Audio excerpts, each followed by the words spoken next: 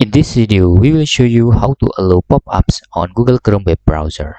When you have a website and has the pop-up features that you want to test but the Google Chrome web browser block it, you can enable or allowing the pop-up by clicking this icon, okay, and choose site settings.